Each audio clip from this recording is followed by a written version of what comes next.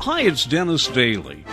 20 years ago, I interviewed a young doctor named Mark Pochopin, who at the time had some rather radical ideas about certain things. Getting to know your doctor better, for example, and the use of probiotics. Interesting. I was amazed at what he was talking about and how so many of his ideas have come to pass. Well, I think I'm doing some research in a new arm of medical therapeutics, an area of medicine called probiotics. And this is an area that we don't really give too much attention to. Basically, a probiotic is something that's alive, a live, friendly bacteria that we ingest or eat, and it helps provide good health benefits to the person taking it. We usually don't think of bacteria as healthy, but in fact, most of us are composed more of bacteria than we are of human cells. And by taking live, healthy bacteria to help prevent the bad guys, the bad bacteria, from producing disease, we can live in better relationship with our bodies and our environment. If probiotics are living bacteria, do I assume that antibiotics are deceased bacteria? No, they're not, although they might be produced by bacteria. Antibiotics kill bacteria, and bacteria that cause disease, it's a good thing to try and kill them, and that's what antibiotics do. Probiotics actually help to give you back the friendly, healthy, health-producing bacteria that antibiotics sometimes kill inadvertently. In essence, antibiotics are trying to kill the bad guys, but sometimes kill the good guys as well, and give us a lot of symptoms, gastrointestinal symptoms, as a side effect. I was going to say, I think most people think of good bacteria as the kind we have in our gut, although I don't like to use that word, but I mean, that's... To the layman, I would think that's the one place where people think, yes, I have to have some bacteria. Right. And actually, that's exactly what I'm talking about. Everything that I'm talking about with probiotics works at the level of the gut. People are very comfortable eating yogurt. Well, yogurt is fermented food with bacterial cultures in it. And I think we have some experience with this, but we just forget that we do need to help have a healthy balance of healthy bacteria and the normal bacteria in our intestine. How much of your research has dealt with digestion itself, or are we talking more about a holistic attitude about health? Actually, I'm not a holistic doctor at all. I'm a conventional gastroenterologist working out in New York.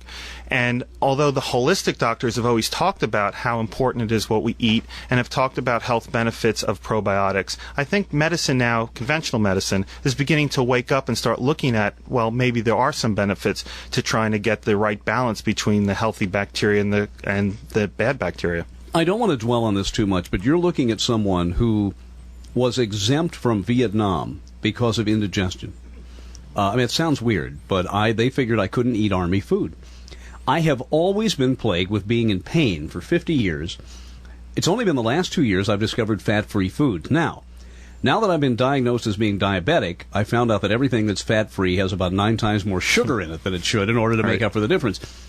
The question is, after getting here around the barn, is how much of a problem is indigestion and just digestion in general to people? I mean, if you look at the number of products in a drugstore, it's only rivaled by analgesics. It's probably the most common GI or gastrointestinal problem that a physician would see. In fact, there's a syndrome known as irritable bowel syndrome, which does not have any real positive tests. It's a clinical diagnosis. That means that often you get tested left and right with radiology procedures and endoscopy procedures, but everything comes up negative.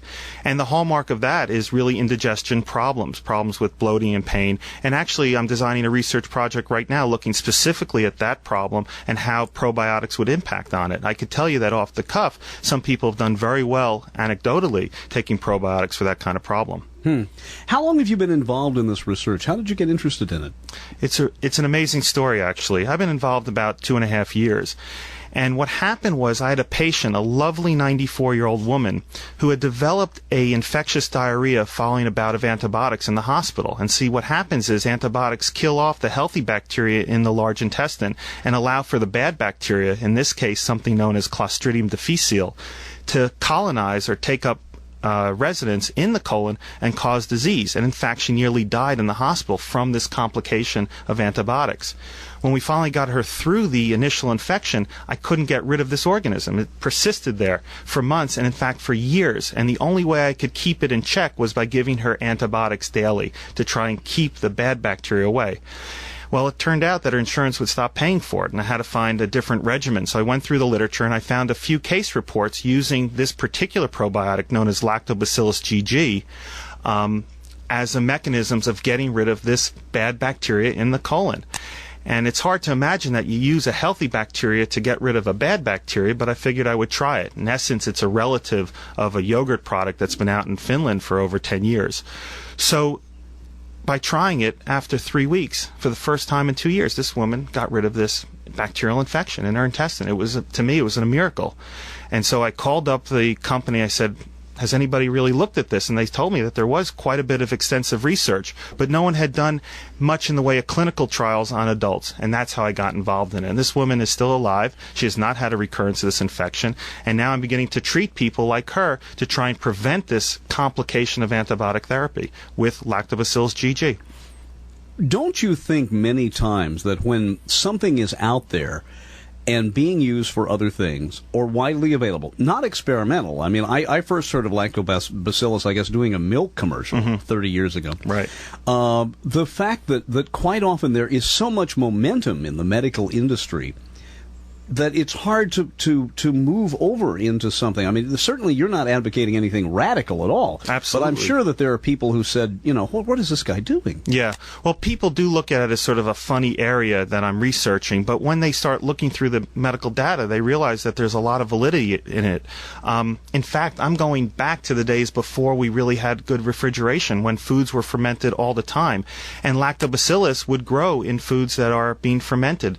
Now, this particular product, which is being marketed as Culturelle, which is now actually over the counter. It's in pharmacies and in health food stores without a prescription. But now that it's available, in fact, this is the type of organism that will live in the intestine and help promote health. Probably it's been around forever. It's not something that's been created in the laboratory. It's been around in our environment. It's just we don't think about bacteria as something to try and promote health. Do I take it from what you're saying that certain bacteria in the body, the whole understanding of that by doctors, that if the layman understood how complicated this is and how pervasive, we'd be really surprised.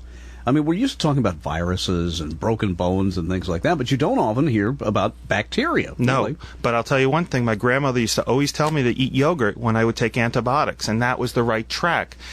What the concept is to try and maintain a balance, a symbiotic balance of our environment. Our environment is composed of bacteria, and so are we. And I was amazed, stunned to say, when I found out that we actually have more bacteria cells in our body than we have human cells. In fact, we're more bacteria than we are human, in a sense.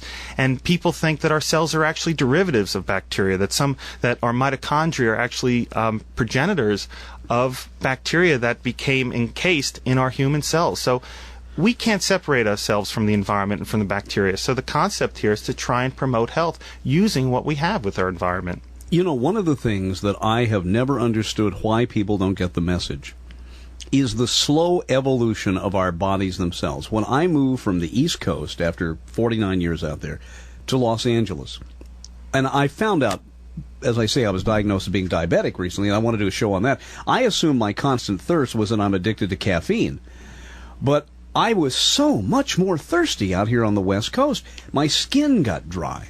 I mean, it took months, literally, for my body to adjust to the aridness of the climate out here.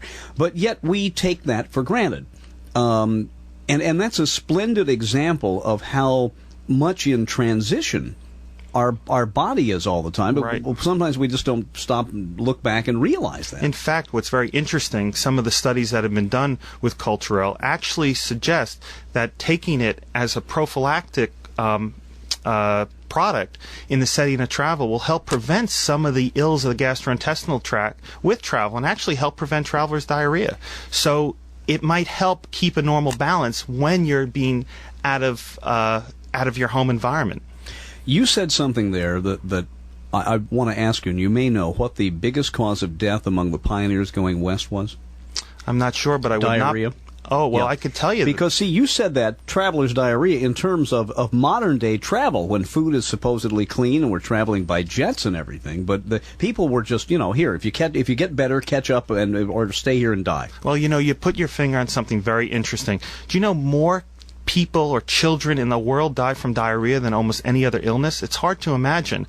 And not only that, in the Civil War, dysentery was a tremendous cause of death among soldiers. So although we talk about diarrhea, in fact, we don't really like to talk about it. It's something that doesn't get much attention.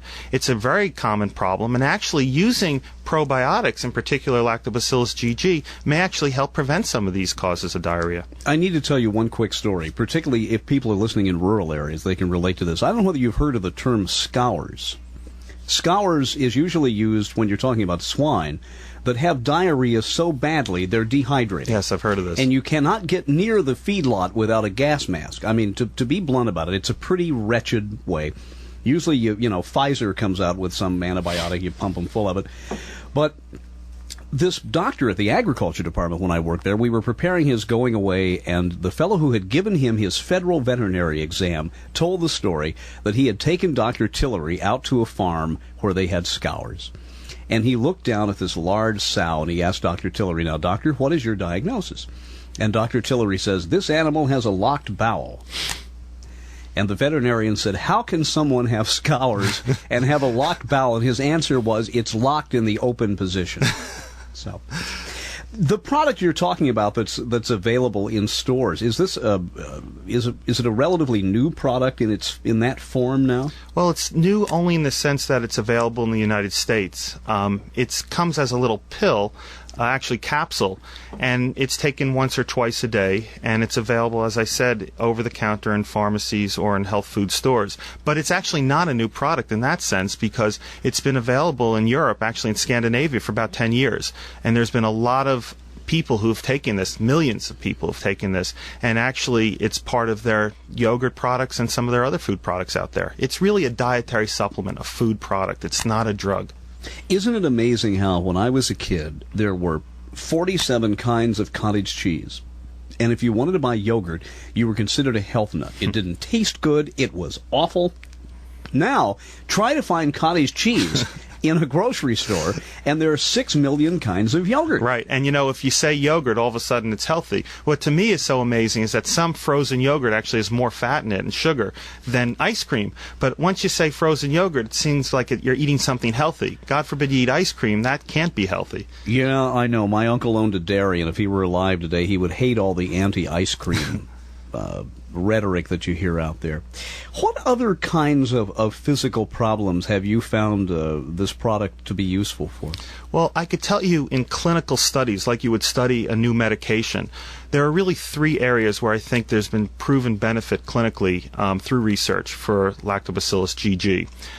We talked a little bit about some of them, one being antibiotic-associated diarrhea, especially in children. It seems to prevent and help decrease the amount of gastrointestinal distress antibiotics cause. The second we mentioned as well is in travel. It seems to help prevent not only travelers' diarrhea, but also, again, the symptoms that you might get in your GI tract from travel. And then finally, viral diarrhea. And what's interesting, not bacterial diarrhea, but viral diarrhea, which suggests that somehow the Lactobacillus GG is stimulating the immune system of the gastrointestinal tract. And to me, that is very exciting because, in fact, your intestine is the largest immune organ in the body. Your intestine filters out all the stuff that you're exposed to through your environment and allows it to stay in the intestine and not get into the body. Well, somehow the Lactobacillus GG may be stimulating the immune system at some level and help prevent some of the illnesses that we might find. In fact, I'm very interested in trying to use it for patients who are immunocompromised. There's some unpublished data that's being accumulated for patients with AIDS who seem to do a little better from their immune status. So perhaps the reason that we're doing better with viral diarrhea with Lactobacillus GG is not so much that the bacteria is there, but it's somehow helping the immune system function. Let's talk about other things. If we keep using the D word on this program too much, I don't think we're going to have anybody left listening. What about other aspects of general health that seem to that this product has a positive impact? Well, unfortunately, I almost said impacted. I refuse to use that word as a verb. Well, it's the opposite of the D word. Yes. Yeah. Unfortunately, whenever you talk about the gastrointestinal system, the D word pops up. But actually, people feel better on it. It seems that when people are taking it, somehow they seem to have a better function of the intestine, of the bowel, rather than having alteration where they might get with some of these other things that we discussed. It's nonspecific. Some people feel it may be a placebo effect, just the fact that they're taking something that they think is going to help them. Maybe that's what's benefiting it. But we're studying that actually right now to see how it would impact on people who have just a lot of nonspecific, quote, indigestion, as you had described earlier. How important is it to have a regularity in your life, not just as far as body functions go, but as far as trying to sleep at the same time and trying to eat at the same time? I mean, I haven't had my big consultation with my doctor yet about my blood sugar, but one of the things we talked about on the phone already is that I get up at 11 o'clock of the morning, come to work, I'm here at 11:30, and at noon I have lunch instead of breakfast. That I may have to do some changes in my life. But treat the issue, if you will, of trying to at least stay on some kind of regular schedule. I think the schedule being regular is probably more important than what that regular schedule is. Your body will get its own clock set to what the schedule is that you are experiencing. So if you get up every day at the same time and you have lunch or dinner at the same time, that's the way to try and make a clock for your own body. If you're eating at different times and waking up and traveling, that really will disrupt the internal clocks. And once the internal clocks get disrupted, not only do you get gastrointestinal problems, but you feel bad as well. People have done a lot of research on time lags and jet lags, and in fact what happens is somehow the alteration of night, day, and time actually plays a very significant role in a disorientation that people feel from traveling. So I think the take-home message for health is to keep your cycle regular in what you do, not so much to try and regulate your cycle based on what you think it should be. Do you know whether there's any literature about the detrimental health effects of travel, say, after 1940?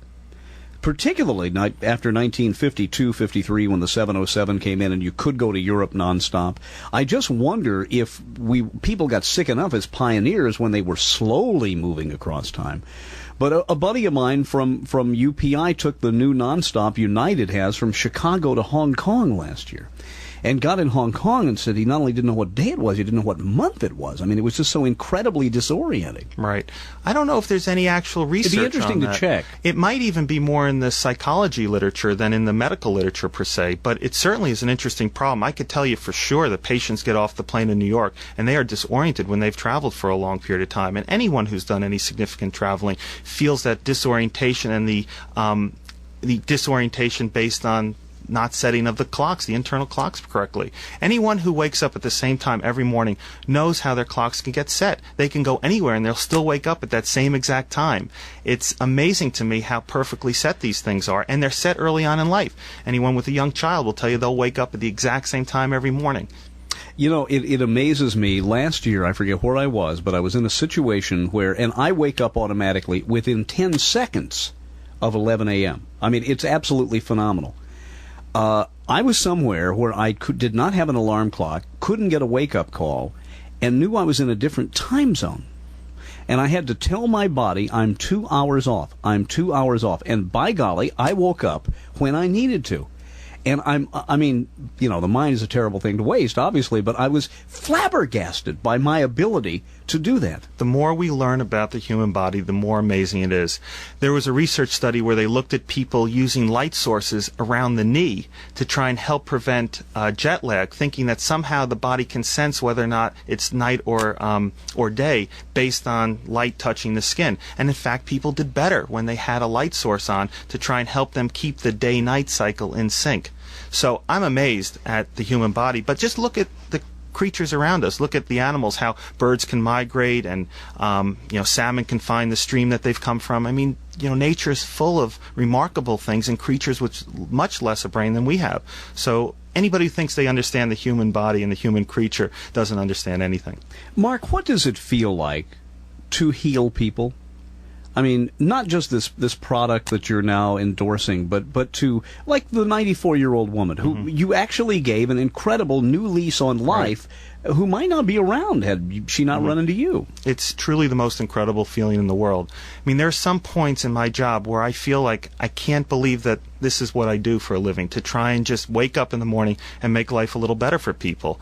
And we tend to forget that with all the paperwork in medicine and all this nonsense going on with insurance. And when you get down to the bottom of it, you're really trying to make life a little better for someone. And when you truly do a good deed for someone, either save their life or just make the quality of their life better, it's about the highest of high that you could have. It's the greatest feeling in the world. And you know what? You have to enjoy it, because there's a lot of sad things, a lot of distress that you go through as well with your patients. So I take it all in when I have it, and when things are not going well, I'm there for my patients as well. I want to recap, but I have one question prior to that, and that is about the doctor-patient relationship. Particularly when a person listening to this, for example, may say, hey, I'm going to try that, but I want to talk to my doctor about it or whatever. We would seem, and I'm not going to trash HMOs here, but by the sheer amount of time you guys have to do doing paperwork and the way the system works, if there was ever a time when people don't have time to talk to their doctors or vice versa, it would seem to be now. What do you do if you get a doctor who's just always looking at his wristwatch? You find another doctor, or you find another insurance plan that will allow you to have a doctor who has enough time. There's nothing more important than a doctor-patient relationship. That's what everything is based on. And that can't come from a computer. It can't come from a telephone conversation. You need the human contact. When a doctor knows a patient and a patient knows a doctor, you know when there's a real problem around, or when someone just needs to talk to their doctor. So I think we've lost that in part because of a lot of the things that are going around in our environment. But unfortunately, with all the technology around, things move a lot quicker, and doctors are a lot busier, and insurance companies push them even quicker than that.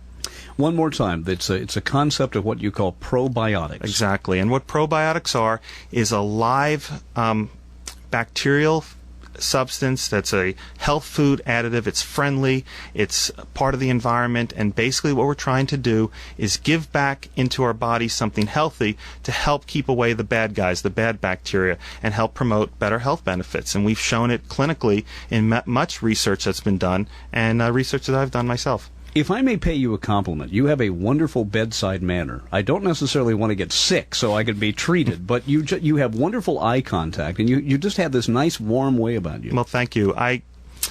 There's a quote from one of my mentors, Dr. Lawrence Brandt, who taught me a lot that I know in gastroenterology. And one of the things he said as his platform when he was president of the American College of Gastroenterology was that sometimes holding a patient's hand is actually more important than examining it. And I think if we remember that sometimes people need the human touch, that the connection between doctor and patient might sometimes be more important than looking at all the information, the computer-generated images that we have and the lab reports that we do. Sometimes just sitting back and talking to someone and getting to know them is more important. Mark, thanks for coming here. My pleasure. So stay healthy, if you can. I'm Dennis Daly.